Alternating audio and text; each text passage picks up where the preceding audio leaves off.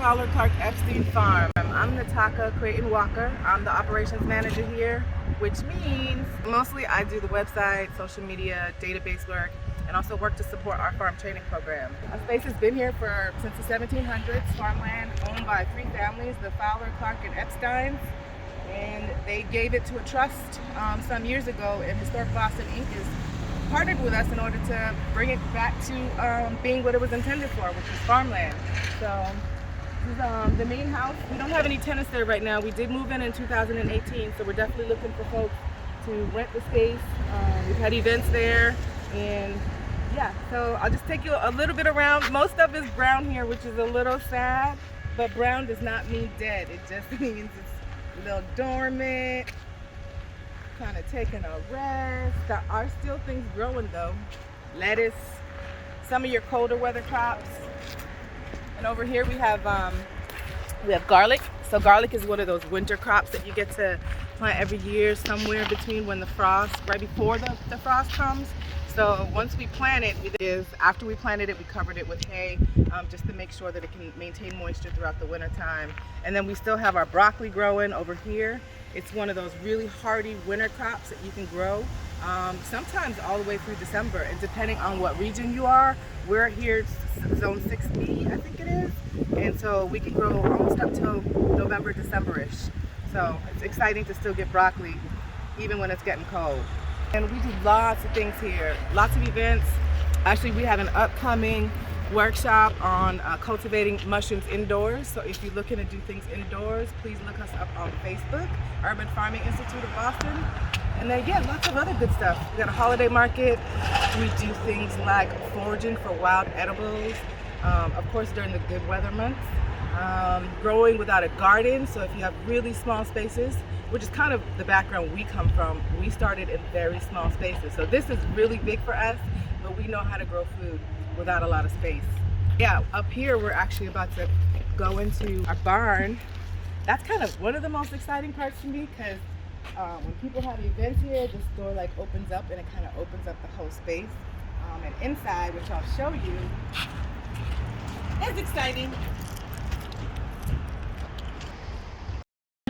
Yes, so we're here in the barn, and here we go.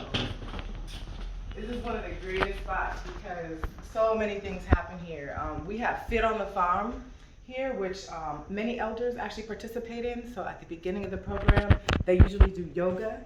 And then at the end of the program, they get some nice classes with some local chefs to chef up some good meals, not using a whole lot of salt, using a whole lot of vegetables, especially during growing season. Farm training program has been here. We've had plenty of classes. Yeah, and it's just a really great space. So local people from the community come in and rent the space and use the space to do cooking demonstrations. They've had weddings here. Actually, that room is a storage closet, and that storage closet was transformed into a DJ booth. So we get real creative over here at the farm. But yeah, let's go look at the greenhouse.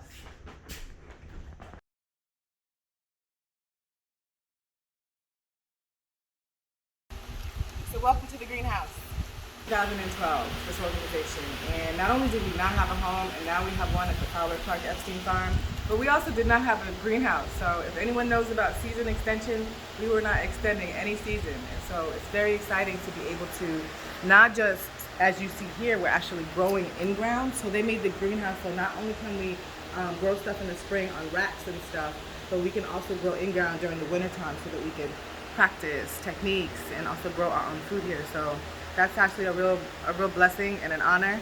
And yeah, definitely thanks to the McFarlands who really helped make it possible. Yeah, and just this whole space and the beach. Yeah, so maybe soon we're gonna have chickens. We have bees.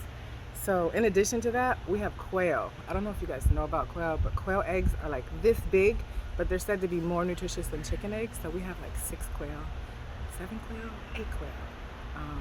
Yeah, but they're really cute and they lay nice little tasty eggs. But we're definitely hoping to have things here. Maybe rabbits. Someone said rabbits too. So if you guys have any suggestions for what we should do on our farm, please definitely look us up on Facebook, Urban Farming Institute.